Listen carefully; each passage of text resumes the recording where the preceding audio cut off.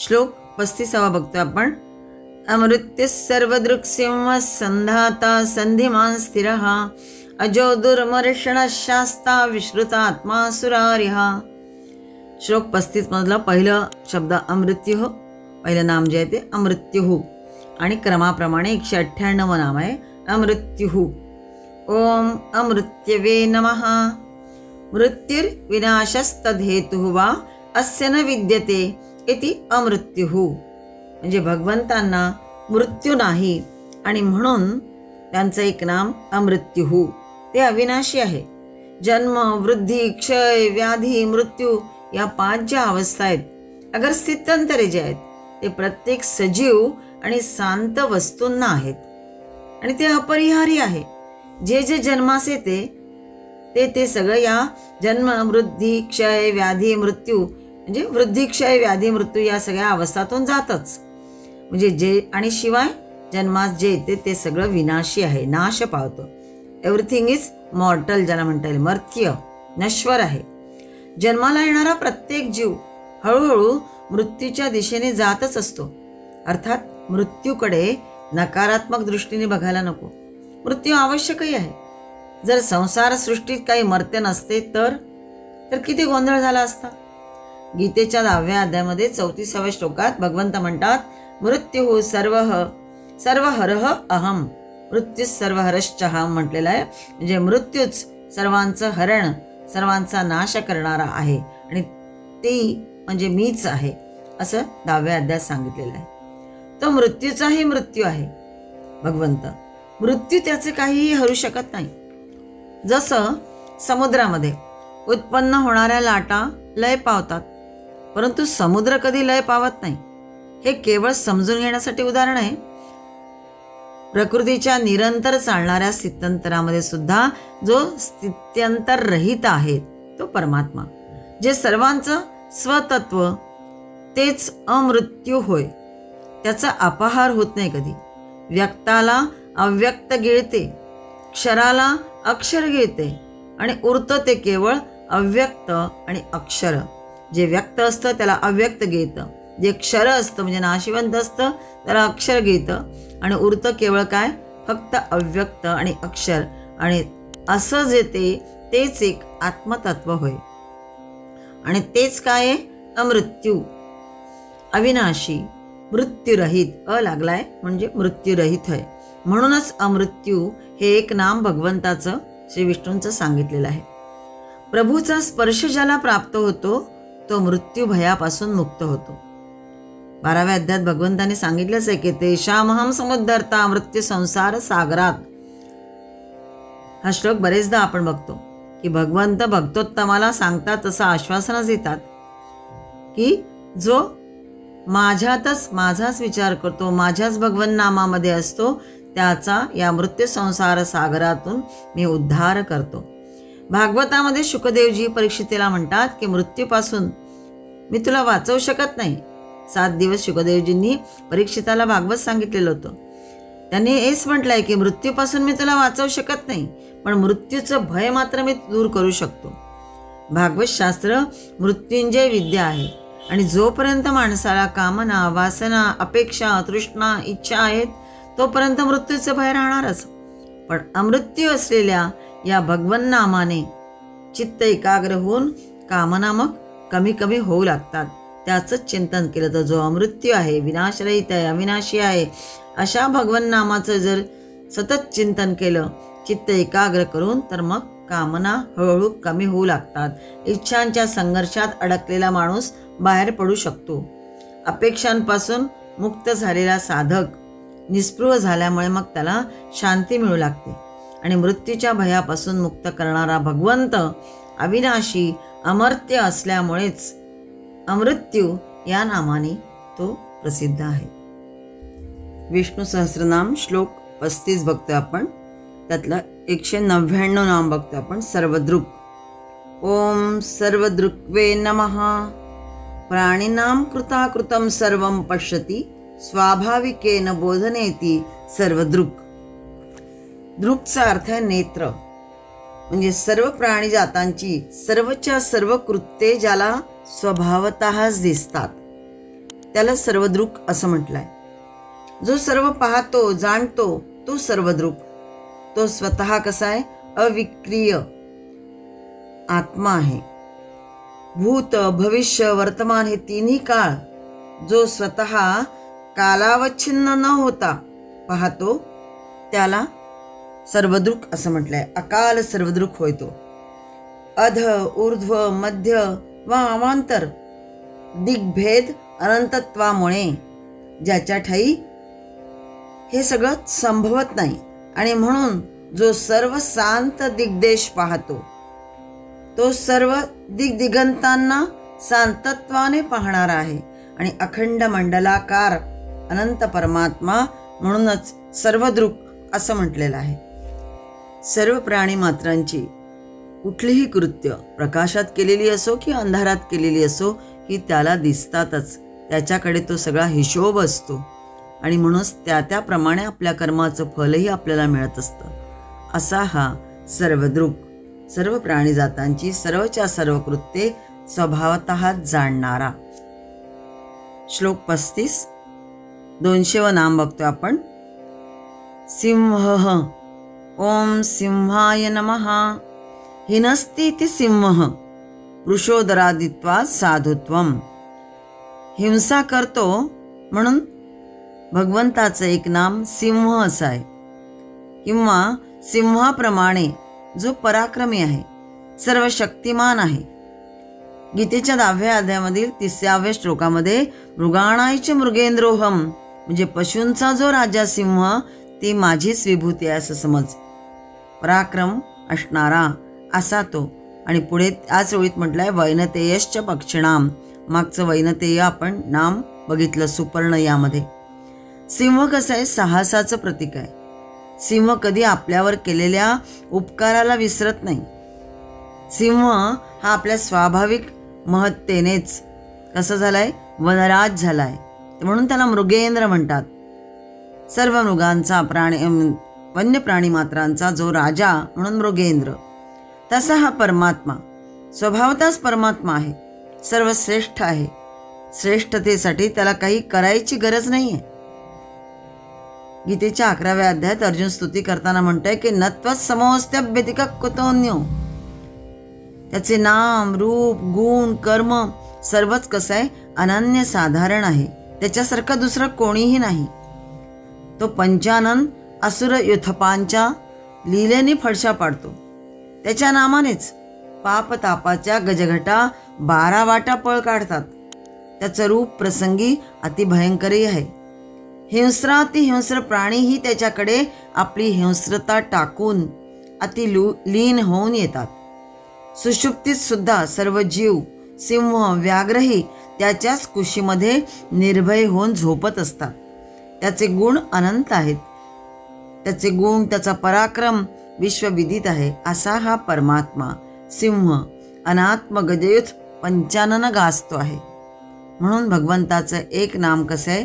सिंह अशा अर्थाने. सिंहाप्रमाणे म्हणजे भगवंताचाच पराक्रम असा आहे जो सिंहाकडे आलेला आहे. म्हणून ती विभूती आहे सिंहाची. पर वेळ पडली तर दुष्टांचा सुद्धा संहार करणारा आणि सज्जनांचा रक्षण करणारा भक्तांचा त्राता असा हा सिंह या नामाने प्रसिद्ध आहे. विष्णू सहस्रनाम 200 नामार्थ आपले पूर्ण झाले आहेत. श्लोक 35 चालूच आहे. शतक 3 सुरू झालं आता. आणि 201 नाम संधाता. ओम संधात्रे नमः. कर्मफलै पुरुषान संधत्त इति संधाता. व्यक्तींची त्याच्या कर्मफलाशी गाठ घालून देतो तो संधाता. म्हणजेच संधी करून देणारा, नियमन करणारा हा एक अर्थ. जो कर्म आणि त्याचे फल यांचा संधी वा संयोग घडवून आणतो तो संधाता. वस्तुतः कर्मफल दुसरं काही नसून प्रत्यक्ष कर्मच वेगळ्या स्वरूपात असतो. कर्मच विशिष्ट कालानंतर कर्मफलात परिवर्तित होतो. तसेच जीवात्मा म्हणून जीवाच्या भिन्न दशांनाच तो जोडत नाही, तर चिदात्मा म्हणून परस्पर भिन्न जीवांनाही तो जोडतो, म्हणून संधाता. भिन्न दशा कोणत्या? तर जागृती, स्वप्न, सुषुप्ती या तिन्ही अवस्थातून रोज जीव जात असतो. बाल्य, कौमार्य, यौवन, वार्धक्य हा कायापालट ही जीवाचा आयुष्यभर चाललेलाच असतो. जन्मून मरणे, मरून परत जन्मणे असा देहांतर प्राप्ती प्रकारही अखंड सुरूच असतो. या सर्व परस्पर जीवदशांना जोडणारा, त्यांच्या पालटाने स्वतः मात्र न पालटणारा तोच हा सूत्रात्मा संधाता म्हणून म्हटला जातो. त्याचे संधान कुठे नाही असं नाहीच, सर्वत्र सूत्रे मणिगणा इव. एका सूत्राने जणू तो सगळ्यांशी बांधलेला असतो, सर्वांनाही तो बांधून ठेवणारा आहे. एकच तत्व सर्वांमध्ये असणारा तो मीच होय असं भगवंताने 7व्या अध्यायात सांगितलंच आहे. सूत्रे मणिगणायव मयि सर्वमिदं प्रोतम सूत्रे मणिगणायव. समग्र जीवन निश्चित व्यवस्थेने हा जोडून ठेवतो. एकाला दुसऱ्याशी कुठल्या ना कुठल्या प्रकारे प्रभू जोडून ठेवतो. 3 शक्तीने एकमेकांशी आपण नेहमी जोडलेलो असतो. कोणत्या त्या 3 शक्ती? तर एक म्हणजे संधिनी शक्ती, याद्वारा सतनुसार शुद्ध सत्वाने जोडणारी ही संधिनी शक्ती. दुसरी आहे संवित शक्ती, म्हणजे ज्ञानशक्तीने जोडलेला असतो. ज्ञानपिपासा, विविध शास्त्रांचं अध्ययन, चिंतन, ज्ञानी महापुरुषांचं ज्ञान ऐकणे, त्यांनी ते ज्ञान प्रगट करणे आणि त्यामुळे एक दुसऱ्याशी सगळे जोडले जाणे, म्हणजे समविचारी जे असतात ते. किंवा पूर्वसंचितामुळे तसे ऐकण्याची, त्या दिशेने जाण्याची बुद्धी सुद्धा आपल्याला होत असते, ती या शक्तीमुळे. याला संवित शक्ती असं म्हणतात. आणि तिसरी शक्ती आहे ल्हादिनी शक्ती. काही वेळा काही लोकांना मिळून एक म्हणजे भेटल्यानंतर काही वेळा काही लोकांना भेटून एक परमानंद मिळत असतो. सच्चित आनंद शक्ती एकत्र जर आल्या तर मग आनंदी आनंदाकडे असतो. आवेग, संवेदना ही कोणत्याही संबंधात स्थिरता, माधुर्य प्रदान करते. ते या संधातामुळेच. असा हा समग्र संसाराला जोडून ठेवणारं जे एक तत्व आहे तो परमात्माच होय. आणि म्हणून संधाता हे एक नाम भगवान श्री विष्णूंचं आहे. श्लोक 35, 202 नाम बघतो आपण आता. संधिमान. ओम संधिमते नमः. फलभोक्ता च स एवेति संधिमान इति नामना प्रसिद्धा. आदि शंकराचार्य भाष्य करताना म्हणतात, तो स्वतःच्या फलांचा भोक्ता आहे, तो संधिमान. शिवाय सामंजस्य राखणारा म्हणूनही संधिमान नाव आहे. संधी म्हणजे संयोजन, एकीकरण हाही अर्थ आहे. जोडणे म्हणजे 2 गोष्टींना जोडणारा. संधीचा शब्दशः जो अर्थ आहे तो असा आहे की जोड. जो जोडतो तो जोडलेला असतो. परमात्मा सर्वत्र सम असल्यामुळे सृष्टीला विग्रहापासून वाचवतो. मनुष्याच्या व्यक्तिमत्वाची जडणघडण हे निसर्गातील एक अत्यंत शक्तिशाली आणि अद्भुत असं कार्य आहे. त्याचे सर्व नियम तयार केलेत त्या परमात्म्याने. म्हणून भगवंत म्हणतात 9व्या अध्यायात गीतेच्या की मयाध्यक्षेण प्रकृती सूयते सचराचरम. तोच हे सगळं त्याच्या अध्यक्षतेखाली प्रकृतीला ठेवून हे सगळं जग चालवित असतो आणि तयारही करतो. सचराचरम म्हटलं, सूयते एकमेकांशी जोडतो. सूयतेचा अर्थ जोडणे अशा अर्थाने. तोच सर्व कर्म घडवितो. कर्माध्यक्षही तोच आहे. त्या कर्माचं ज्ञानही त्याच्याचमुळे होते. सर्व क्रियांचे, शरीरातील किंवा सृष्टीतील क्रियांचे नियमन सुद्धा तोच करतो. मानवांच्या, विशेषतः आपल्या स्वतःच्या अस्तित्वाचा विचार करता आपल्यातील जे दिव्य चैतन्य आहे हे सर्व अनुभवांमध्ये कसं आहे संधिमान, याला उपाधिबद्ध असल्याप्रमाणे वाटतं. हा संधिमान जीव त्याच्या मूळ शुद्ध स्वरूपात आहे. तोच कोण? श्री महाविष्णू होय. म्हणजेच काय तर जीवात्मा एका टोकाने प्रकृतीशी जोडलेला आहे आणि दुसऱ्या टोकाने मूळ शुद्ध स्वरूप परमात्म्याशी जोडलेला आहे. जीवात्मा प्रकृतीकडे ओढला जातो, ते अज्ञानवश अविद्यावश ओढला जातो. परंतु परमात्म्याशी जीवाशी जोडलेल्या आत्म्याचा संबंध आहे खरं. परमात्मा तो तुटू देत नाही. जोपर्यंत संसारात राहतो तोपर्यंत जीवात्मा विषयांचा गुलाम बनतो. पंचक्लेश त्याला त्रास देतात. हे पंचक्लेश आपण मागे बघितलेले आहेत. पापरूपी बंधन येतच राहतात. त्यातूनच मग पुन्हा जन्म मरण सुरू असतं. याला तोडायचं असेल तर बहुनाय जन्मना म्हणते ज्ञानवान माम प्रपद्यते. अनेक जन्मानंतर एखादा ज्ञानी मला जाणतो आणि माझ्यापर्यंत येऊन पोचतो असं म्हटलेलं आहे. म्हणजे भगवंताचं शुद्ध स्वरूप एखादा ज्ञानी जीवात्मा अनेक जन्मानंतर तो जाणतो. परमात्म्याशी अनुसंधान ठेवायला हवं हे त्यातून जणू सांगायचं. तो आपल्याला जोडणार आहे. आपल्याला संधी म्हणजे चान्सही देतो. हाही एक अर्थ संधीचा, की संधी म्हणजे आपल्याला संधी देतो. मोका ज्याला म्हणता येईल असा तो देतो. चान्स पुढे पुढे सरकण्यासाठी अवसर देतो, अवधी देतो आणि वेळ तर देतोच आहे. इथे संधीचा हाही एक अर्थ घ्यायचा आहे. अतूट श्रद्धा, उत्साह, वीर्य, स्मृती, प्रज्ञा हे 5 जे प्रकाश किरण आहे हे सारे क्लेश नष्ट करून पुढे पुढे घेऊन जाणारे आहेत. काय तर अतूट श्रद्धा, उत्साह, वीर्य, स्मृती आणि प्रज्ञा हे जे 5 प्रकाश किरण आहेत हे सारे आपले क्लेश नष्ट करून पुढे पुढे घेऊन जाणारे आहेत. आणि नट तुटू देणारा असा तो परमात्माच आहे. हे आपल्याला देत असतो तो, जर त्याच्यावर श्रद्धा ठेवली तर सगळं. कारण तो जोडणारा आहे, संधिमान जोडणारा. मागा आधीचाही आपण बघितला होता अर्थ संधाता. इथे पण त्याच अर्थाने पण थोडा छटा वेगळी. कर्मफल चांगले वाईट देऊन जीवात्म्याला तो शिकवण देत असतो. त्यातून जीवात्मा शिकत असतो वेगवेगळे अनुभव जीवनात आल्यानंतर सुखदुःखाचे, आणि त्यातून तो पुढे पुढे जात असतो. आपला उद्धार करून घेण्यासाठी असा हा संयोजन एकीकरण करणारा जसा तो संधाता आहे तसाच संधिमान सुद्धा परमात्माच आहे. म्हणून परमात्म्याचे आणखी हे एक नाम संधिमान. श्लोक 35 आणि 203 नाम बघतोय आपण. स्थिरः ओम स्थिराय नमः. सदैकरूपत्वा स्थिरः. सदा एकरूप असल्यामुळे भगवंत स्थिर होय.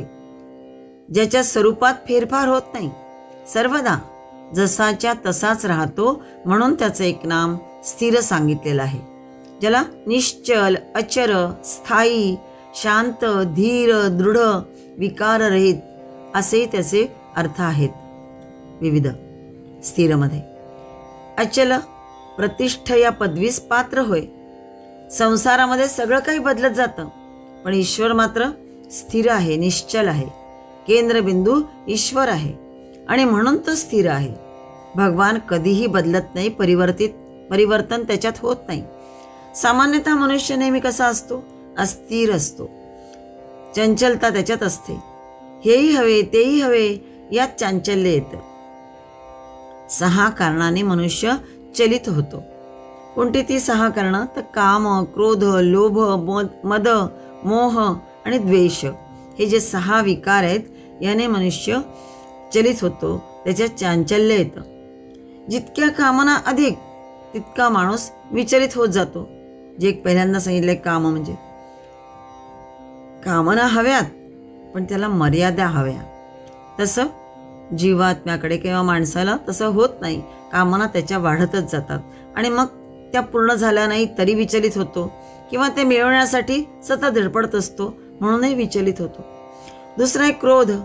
क्षणाक्षणाला काहींना राग येतो, त्यामुळे मनाची चंचलता वाढते. क्रोधावर ताबा असेल तर मनुष्य शांत राहू शकतो, स्थिर राहू शकतो. क्रोध कुठे, केव्हा आणि कशासाठी याचा विचार नसेल तर मात्र स्थिरता येत नाही. तिसरं आहे लोभ. जे मिळालं ते सोडायचे नसतेच, शिवाय याला आणखी हवं हा लोभ त्याचा वाढत जातो मनुष्याचा, आणि त्यामुळेही चांचल्य त्याच्यात येतं. तो स्थिर राहत नाही, विचलित होत जातो. चौथा आहे मद. सत्ता, रूप, कीर्ती, प्रतिष्ठा, सन्मान यामुळे उन्मत्तता येत जाते. विक्षिप्तता येते आणि त्यामुळेही मनुष्य स्थिर राहू शकत नाही. 5वा मोह, अज्ञान, मूर्खता हा मोहचा अर्थ आहे. प्रेम, ममता किंवा किंकर्तव्य मूढता यामुळे सुद्धा मनाची शांती ढळते, जीवनामध्ये स्थिरता नसते. मोह आपण वेगळ्या अर्थाने बघतो, आकर्षण एखाद्या गोष्टीचा अशा अर्थाने, पण गीतेमध्ये वगैरे सुद्धा मोहचा अर्थ अज्ञान, मूर्खता असा दिलेला आहे.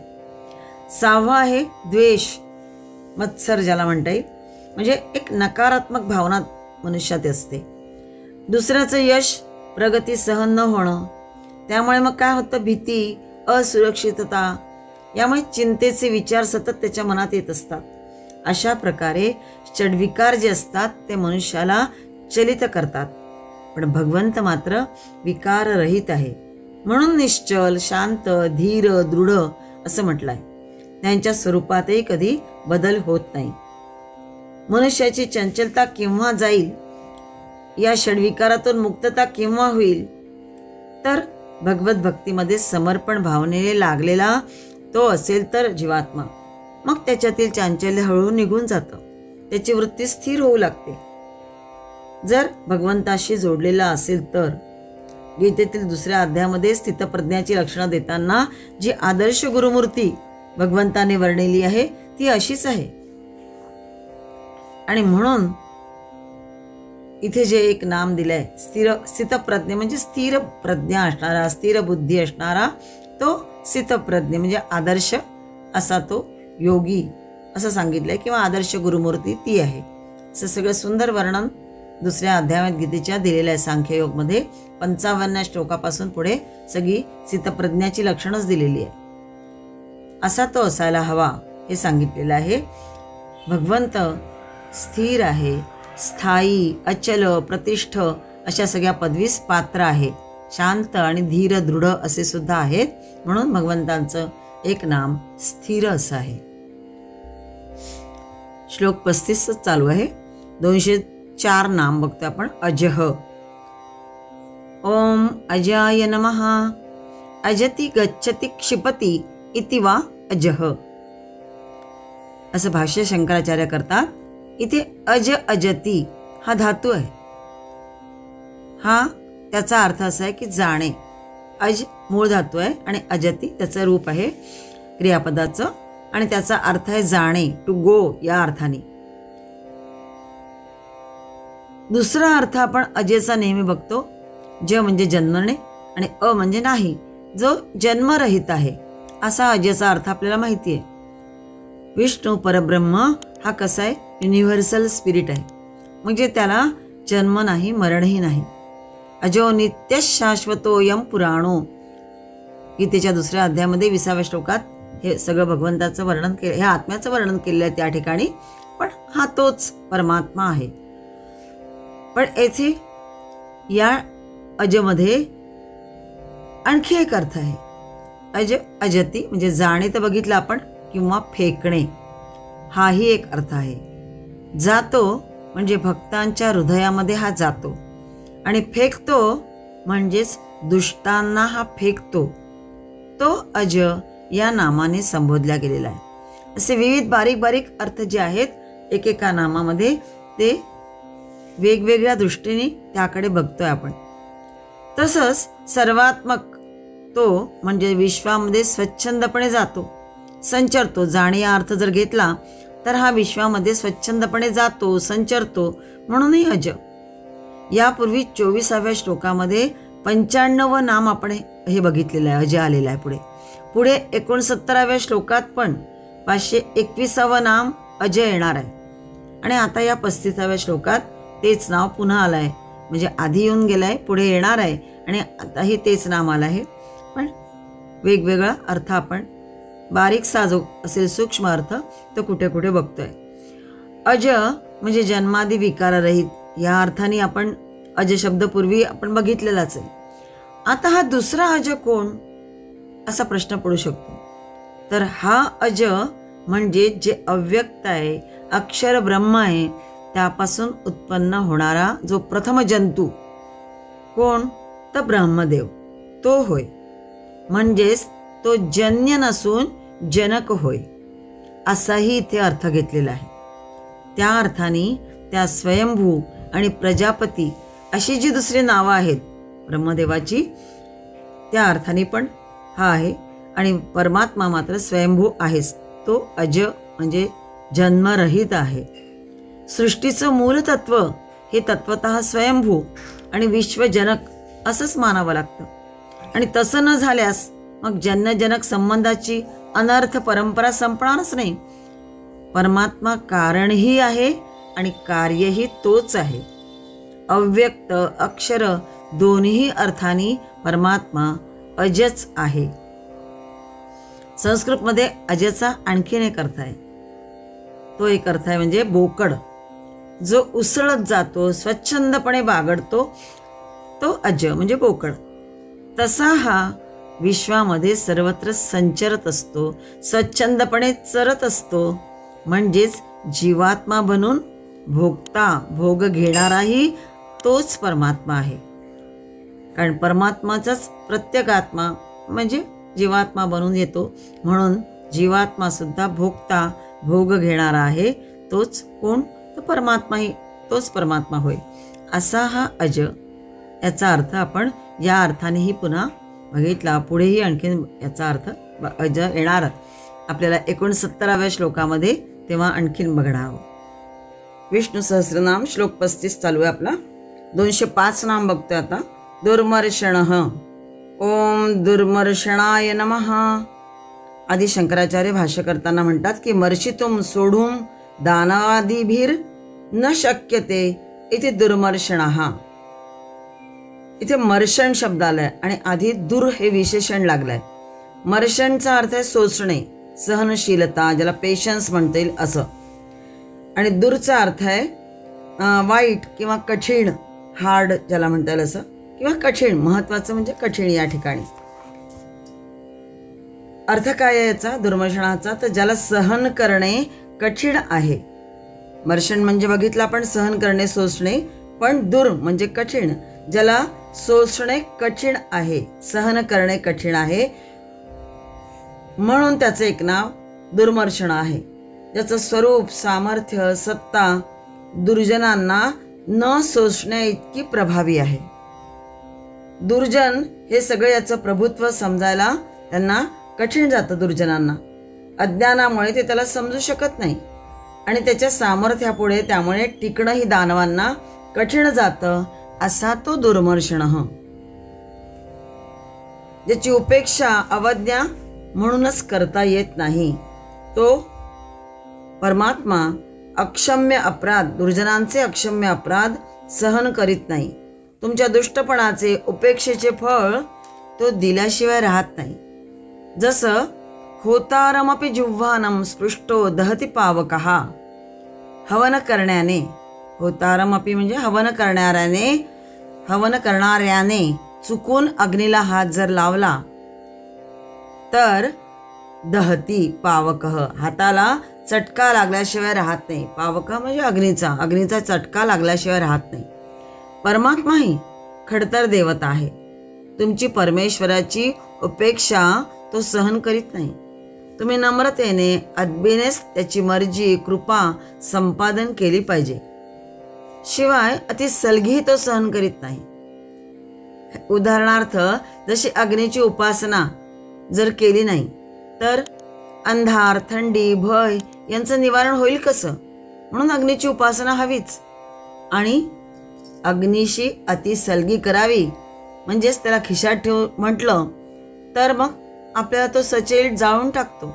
अग्नी म्हणजे अग्नीचं अस्तित्व मान्य करावंच लागतं. तसे प्रत्येक जीवाला आयुष्यामध्ये पूर्णता प्राप्त करून घेण्यासाठी परमेश्वराचं अस्तित्व मान्य करावंच लागतं. त्याच्या प्राप्तीसाठी वाटचाल करावीच लागते, कारण तोच ध्येय स्वरूप आहे. काही जे अप्रगत असतात मानव, त्या मानवांमध्ये असं दिसतं की तो पशुतुल्य मानव त्या परमेश्वरामधील दिव्य जीवन मूल्ये नाकारतो. परमेश्वराच्या ठाई काहीतरी आहे, दिव्य आहे, हे ते सगळं तो नाकारतो. आणि त्याचबरोबर मग आपली स्वतःची शांती आणि आनंदही हा पशुतुल्य मानव गमावून बसतो. इंद्रिय सुखाने मोहित होऊन मग किंवा शरीर सुखाने भुलून तो कालपर्यंतच्या क्षणभंगूर आनंदाचा अनुभव घेत राहतो.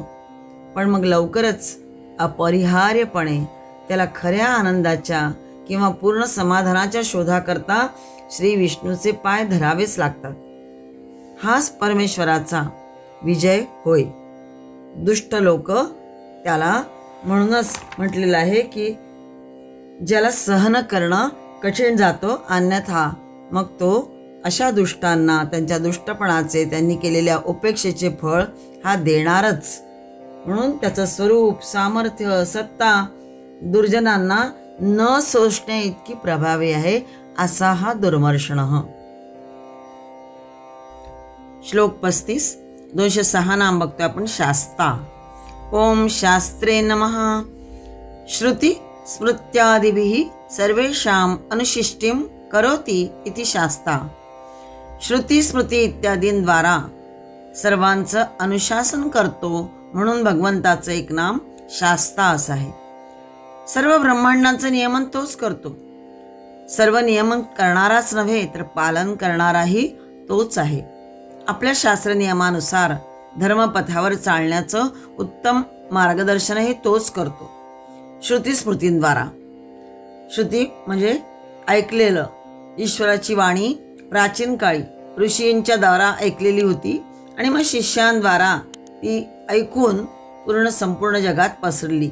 हे दिव्य स्तोत्र म्हणून धर्म, हे जे दिव्य स्रोत आहे म्हणून ते धर्माचं महत्त्वपूर्ण स्रोत मानला गेलेला आहे श्रुती म्हणजे. आणि स्मृती म्हणजे स्मरण केलेलं. वेदांना सोडून हिंदू शास्त्रांना त्यात सामील केलेलं आहे. म्हणजे स्मारचा अर्थ स्मरण, चिंतन हा विचार.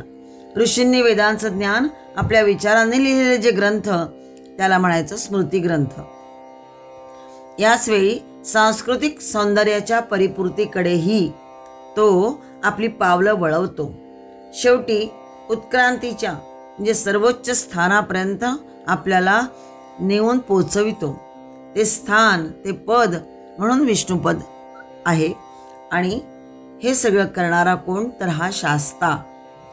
थोडक्यात काय की जसं शस्त्रपाणी राजा अधार्मिकांचं शासन आणि धार्मिकांचं पालन करत असतो, शास्त्रपाणी म्हणजे शास्त्र जाणणारा गुरु जसं शिष्यांचे अनुशासन करीत असतो, संन्यासी आत्मसंयमन करून आत्मनिष्ठ होऊ राहतो. शस्त्रपाणी राजाला म्हटलंय आणि शास्त्रपाणी गुरूंना म्हटलेलं आहे. हे जे सगळे जे असतात म्हणजे शस्त्रपाणी राजा अधार्मिकांना शासन करतो आणि धार्मिकांचं पालन करतो, आणि शास्त्रपाणी जे आहेत शास्त्र जाणणारे जे गुरु आहेत ते जसे शिष्यांचं अनुशासन करीत असतो, तो संन्यासी आत्मसंयमन करून आत्मनिष्ठ होऊन राहतो. म्हणूनच त्यांचं अनुशासक विशासक यांच्याहूनही वरिष्ठ ते होत जातात. या सर्वांच्या नियंत्रणाचे, नियमाचे, संयमनाचे जे सूत्र आहे, जो ईश्वर भाव, तोच कोण आहे? शास्ता होय. म्हणजे या सगळ्यांहूनही अधिक श्रेष्ठ, या सगळ्यांना नियंत्रणाने, नियमनाने, संयमनाने जे जोडणारा आहे तो ईश्वर भाव म्हणजेच तो शास्ता होय. परमात्मा सर्वत्र विराजमान आहे. त्याचं राज्य, त्याचं शासन अव्याहत अप्रतिहत चालू आहे. पण त्याचे भान कुणालाच होत नाही, कारण त्याचं शासन अतिव्यापक आहे, अतिसूक्ष्म असं आहे. सूक्ष्मत्वात् तद अविज्ञेयम 13व्या अध्यायात गीतेच्या म्हटलंच आहे की तो सूक्ष्म त्याचं सगळं असल्यामुळे, अतिव्यापक असल्यामुळे अविज्ञेयम म्हणजे कळण्याजोगं नाही आहे. ज्याप्रमाणे सूर्यकिरणात असलेलं पाणी सूक्ष्म असल्यामुळे साधारण मनुष्यांना ते कळत नाही, त्याचप्रमाणे सर्वव्यापी परमात्माही सूक्ष्म असल्यामुळे, त्याची नजर आपल्यावर सूक्ष्म असल्यामुळे त्याचं शासन आपल्यासारख्या सामान्यांना कळत नाही. हिरण्यमयेन पात्रेण सत्यस्थापितं मुखम. हिरण्यमयेन पात्रेण म्हणजे जसं सत्याच्या पात्राचं मुख सोन्याने झाकलेलं असतं, सत्याचा शोध घेणारेच त्या आवरणाला दूर कर अशी प्रार्थना सूर्यदेवाला करीत असतात. ईशावास्य उपनिषदामधला हा मंत्र आहे. ईश्वराचं नृपत्व, गुरुत्व रूप, ईश्वराचं शासन जसं सोनेरी मुखवडाने झाकलेले असतं, म्हणून ते दिसून येत नाही सामान्यांना. पण अभिमानाचा मुखवटा दूर केला तर तोच शास्ता आहे हे कळायला लागतं आणि हे कळून येतं. परमात्म्याचे हे जे अतिसूक्ष्म आणि सर्वव्यापी ईशन किंवा शासन आहे, यामुळेच त्याला ईश्वर किंवा शास्ता असं एक नाम आहे. पुढचं नाम पुढे बघूया. श्लोक 35 चालू आहे. जो 11 नामं याच्यामध्ये आलेली आहेत आणि आता 207वं नाम आपण बघतोय क्रमाप्रमाणे. ते विश्रुतात्मा. ओम विश्रुतात्मने नमः. विशेषेण श्रुतो येन सत्यज्ञानादि लक्षणः आत्मा तो विश्रुतात्मा. विश्रुत म्हणजे प्रसिद्ध आणि आत्मा म्हणजे नामरूप. ज्याचं नामरूप प्रसिद्ध आहे तो परमात्मा विश्रुतात्मा होय. श्रुतला वि उपसर्ग लागलाय, म्हणजे विचा अर्थ या उपसर्गाचा विशेष अशा अर्थाने आणि श्रुत म्हणजे ऐकलेले. म्हणून आदि शंकराचार्यांनी जे भाष्य केलं आहे, विशेषेण श्रुतो येन सत्य ज्ञानादि लक्षण, म्हणजे ज्याचं सत्य, ज्ञान, अनंतत्व, आनंदमयत्व इत्यादी स्वरूप कसं आहे विशेष रूपानं ऐकलं जातं, श्रवण केलं जातं, म्हणून तो विश्रुतात्मा. म्हणजे ज्याच्या स्वरूपाचं ज्ञान व्हावे यासाठी लोक उत्कंठेने प्रयत्नशील असतात, असा तो विश्रुतात्मा. वेदांमधील सर्व विख्यात, सर्व श्रुत अशी संज्ञा म्हणजे आत्मा आणि तिने विष्णूचाच निर्देश केला जातो. श्री विष्णू सहस्रनामातील सर्व नाम, सर्व संज्ञा जरी श्री विष्णूंच्या सगुण भक्ती करता उपयुक्त आहेत, तरीही या संज्ञेने हे स्पष्ट होतं की हिंदू धर्मग्रंथांना ज्याचं आख्यान करावायचे ते दुसरे तिसरे काही नसून ते हे पूर्ण ब्रह्मच आहे. गीतेच्या 15व्या अध्यायामध्ये 18व्या श्लोकात भगवंत म्हणतात, अतोस्मि लोके वेदेच प्रथित पुरुषोत्तमः. म्हणजे लोकांमध्ये आणि वेदांमध्ये, शास्त्रात पुरुषोत्तम म्हणजेच जो उत्तम पुरुष सांगितलाय तो मीच आहे. क्षर आणि अक्षर या दोन्हीपेक्षा निराळा आहे. जडवर्ग क्षेत्रापासून तर पूर्णपणे पलीकडचा आहे. अविनाशी जीवात्म्यापेक्षाही हा उत्तम आहे, असा याचा अर्थ आहे. भगवंताचे गुण कसे आहेत, अप्रतिम आहे. ते गुण प्रतिमेमध्ये नाही आहे बघता येत, आपल्याला प्रतिमेमध्ये बघता येत नाही, अनुभव करावा लागतो. सत्य, ज्ञान, अनंत शक्ती साधकामध्ये सुद्धा येऊ शकते, फक्त त्यासाठी प्रयत्न करावा लागतो. तसंच मानवाजवळ सत्ता असते, पण त्याचा दुरुपयोग तो करतो मानव. शक्तीचा सदुपयोग केला तर समन्वय साधेल, म्हणून शास्तानंतर विश्रुतात्मा नाव आलाय. आधीचं नाम आपण बघितलं 206 नाम, शास्ता शासन करणारा, आणि आता इथे विश्रुतात्मा म्हणजे शक्तीचा सदुपयोग जो करतो, आणि म्हणून त्याच्याबद्दलचं जे विशेष आहे ते स्वरूप त्याचं ऐकलं जातं, श्रवण केलं जातं, म्हणून हा विश्रुतात्मा.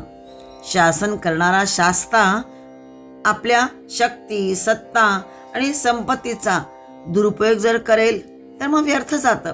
कारण आपण जेव्हा मानवांमध्ये बघतो शासन करणारा एखादा शास्ता असतो, तो असा असतो की आपल्या शक्तीचा, आपल्या सत्तेचा, आपल्या संपत्तीचा दुरुपयोग करतो. फार थोडे असे असतात की जे दुरुपयोग करत नाहीत, सदुपयोग करतात. पण शक्यतो त्यामुळे शासन करणाऱ्याजवळ अहंकार आलेला असतो, स्वार्थही असतो बरेचदा, आणि त्यामुळे तो त्याचा सगळ्याचा दुरुपयोग करतो आणि मग त्यामुळे ते सगळं व्यर्थ जातं. शक्ती, सत्ता माणसाला विचलित करते, पण त्याचा जर योग्य ठिकाणी योग्य उपयोग असेल तर महत्ता प्राप्त होते. देहनिरपेक्ष आदर्श हा जो असतो, हा देह सापेक्ष मानवाला जीवनात उतरावयाचा आहे. तसे करताना मग आत्मरूप तलवार, असी त्याला म्हणतात. तलवार म्हणजे असी, संस्कृतमध्ये त्याला असी म्हणतात. आत्मरूप तलवार किंवा असी उपसताना, बाहेर काढताना मग देहाचा कोश फाटणारच. जसं दाणा काढताना टरफलं काढून टाकावे लागतात, म्हणून ज्यांना हे साधते तोच विश्रुतात्मा बनतो. त्यांना आसुरी शक्ती स्पर्श करत नाही. सत्य, ज्ञान, अनंतत्व, आनंदमयत्व इत्यादी गुणांनी प्रसिद्ध मानव बनू शकतो, पण त्याहीपेक्षा श्रेष्ठ जो आहे तो विश्रुत आत्मा हा मात्र कधीही विचलित कशानेही होत नाही. म्हणून सत्य, ज्ञान आणि अनंतत्व, आनंदमयत्व इत्यादी गुण त्याचे आहेत आणि असे त्याचे गुण श्रवण केल्या जातात, ऐकल्या जातात. म्हणूनच विश्रुत आत्मा हे भगवंताचं आणखी एक नाम सांगितलेलं आहे. विष्णू सहस्रनाम श्लोक 35 बघतो आपण. 208वं नाम बघतात, सुरारिहा. ओम सुरारिघ्ने नमः. आदि शंकराचार्य भाष्य करताना म्हणतात की सुरारीणाम नियंतृत्वात सुरारिहा. सुर म्हणजे देवता, देव, आणि अरी म्हणजे शत्रू. सुरारीणाम म्हटलं म्हणजे देवतांच्या शत्रूंचा, नियंतृत्वात म्हणजे निपात करणारा, त्यांना मारणारा. म्हणून प्रभूचं एक नाम सुरारिहा घेतलंय. हा हे क्रियापद आहे संस्कृतमधलं. हा जहाती म्हणजे नाश करणारा, नायनाट करणारा, निपात करणारा असं हे क्रियापद आहे. म्हणजेच विस्तार जर करायचा असेल, चांगल्याचा विस्तार जर करायचा असेल तर वाईट गोष्टीचा, वाईट विचारांचा, दुष्ट कृतींचा नायनाट व्हायलाच हवा.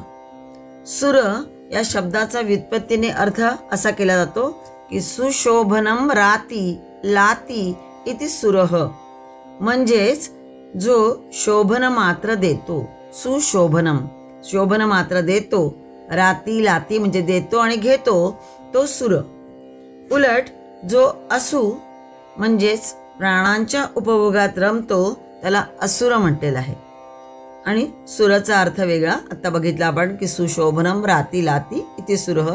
तो जो शोभानमान मात्र देतो घेतो तो सुर. आणि असुर म्हणजे जो केवळ प्राणांच्या उपभोगात राहतो, रमतो, त्याला असुर म्हटलेलं आहे. आणखी असाही अर्थ करतात की जे आपल्या प्रतिष्ठेला शोभेल ते सु आणि जे नसेल ते असू असं आहे होय. जो सदैव आत्मनिष्ठ राहतो तो सु म्हणजे शोभिवंत होय. आता जे आत्मनिष्ठ ते सुर म्हणजे देवता आणि त्यांचे अरी म्हणजे सुरारी आणि त्या सुरांच्या शत्रूंचा नायनाट करणारा तो सुरारी हा. असा हा सगळा अर्थ विस्ताराने बघायचा. तसेच स्वतःची उन्नती करून घेणाऱ्या साधकाच्या उन्नत मनाचे शत्रू कोण असतात तर शरीर आणि इंद्रियांच्या मागण्या या साधकाच्या उन्नत मनाचे शत्रू असतात. अहंकाराचे आग्रहपूर्वक प्रतिपादन आणि वासनारूपी, इच्छारूपी निशाचर हे सगळे त्या साधकाचे शत्रू असतात. शुद्ध भक्तीने मन परिपूर्ण असेल तर तो परमात्माच साधकाच्या मनातील हे सगळे प्रतिकूल नकारात्मक विचार बाहेर घालवून देतो, नष्ट करतो, त्यांचा नायनाट करतो, प्रभूच करून देतो. हे सगळं साधकालाही आपल्या स्वतःवर विजय मिळवायला मदत करतो. आणि म्हणूनच श्री नारायणच सुरारिहा आहे असं म्हटलंय. तीर्थवा मोहार्णव हत्वा रागद्वेषादि राक्षसान् योगी शांती समायुक्त आत्मा रामो विराजते. शंकराचार्यांच्या आत्मबोध या मधील हा श्लोक आहे. तीर्थवा मोहार्णवम हत्वा म्हणजे असुर पीडित गो द्विज देव शेवटी मग अशामुळे विष्णूलाच शरण जातात आणि तो त्यांचा काही पक्ष घेतो, तेव्हाच ते त्यांचे रक्षणही करतो. असुरांचं पारिपत्य त्यामुळे होतं. हा पुरा आणि नवह म्हणजे पुराण. पुरा आणि नवह म्हणजे पुरा पण आहे आणि नव आहे म्हणून त्याला पुराण म्हटलंय. असा हा पुराणा इतिहास आहे. सुरारिहाचे अध्यात्म रामायण शंकराचार्यांनी वरील श्लोकामध्ये असं विवरलेलं आहे. तीर्थवा मोहार्णव हत्वा म्हणजे मोह इत्यादींना मारून त्यांना पार करवून देतो तो. कशाने? रागद्वेषादी राक्षसांना. या रागद्वेषादी राक्षसांना त्यांचा नायनाट करून तो साधकाला पार करून देणारा असा हा असतो. असं या ठिकाणी सगळ्याचा या श्लोकाचा अर्थ होता. सुरारिहा हे प्रभू विष्णूंचं एक नाम आत्ता आपण बघितलं.